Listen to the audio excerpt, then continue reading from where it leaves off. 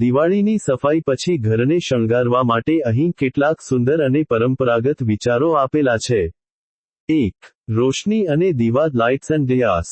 દીવા, માટીના દીવાઓને રંગો કરીને, સજાવીને પ્રવેશ દ્વાર, બારીઓ, અગાસી અને પૂજા સ્થાન પર ગોઠવો. ફેરી લાઇટ્સ ઘરના મુખ્ય ભાગો, બારીઓ કે પડદા પર ફેરી લાઇટ્સ નાની બલ્બની સેર લગાવો. આનાથી ઘરને સુંદર ઝગમગાટ મળશે. લાલટેન અને કંદીલ, સુંદર કાગળના કે ડિઝાઇનર લાલટેન લેન્ટર્ન્સ લટકાવો, જે ઉત્સવનો માહોલ બનાવશે. 2. રંગોળી. પ્રવેશ દ્વાર પર, ઘરના મુખ્ય પ્રવેશ દ્વાર પર ચોખાનો લોટ, રંગો અથવા ફૂલોની પાંખડીઓનો ઉપયોગ કરીને સુંદર રંગોળી બનાવો. રંગોળી શુભ માનવામાં આવે છે.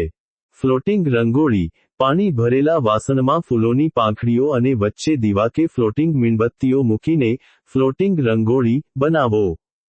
3. ફૂલોનો શણગાર ફ્લોરલ ડેકોરેશન. તોરણ, આસોપાલવ અને ગલગોટાના ફૂલોના તોરણ, ગાર્લન્ડ્સ મુખ્ય દરવાજા પર બાંધો. ફૂલદાની વાઝસ, તાજા ફૂલોને સુંદર ફૂલદાનીમાં મૂકીને લિવિંગ રૂમ કે ડાઇનિંગ ટેબલ પર રાખો. ઉરલી પિત્તળ કે તાંબાની ઉરલી, મોટું વાસણ, માં પાણી ભરીને ફૂલો અને દીવા મૂકો. 4. કપડાં અને કાપડ ફેબ્રિક્સ.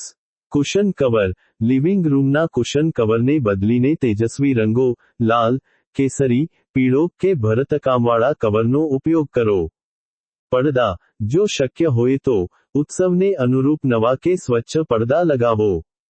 5. પૂજા ઘરનો શણગાર પૂજા રૂમ ડેકોરેશન. પૂજાના રૂમમાં ચાંદી કે પિત્તળના વાસણોને પોલિશ કરીને ગોઠવો.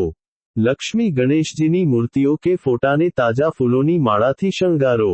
6. અન્ય સજાવટ અધર ડેકોરેશન્સ. મીણબત્તીઓ, સુગંધિત મીણબત્તીઓ, સેન્ટેડ કેન્ડલ્સ અને ડેકોરેટિવ મીણબત્તીઓ ઘરના અલગ અલગ ખૂણામાં મૂકો.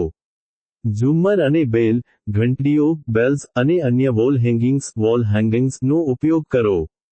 સફાઈ પછી શણગારની શરૂઆત હંમેશા પ્રવેશ દ્વાર અને પૂજા સ્થાનથી કરવી શુભ માનવામાં આવે છે. આ બધા વિચારો તમારા ઘરને સુંદર, પ્રકાશિત અને ઉત્સવના માહોલથી ભરી દેશે.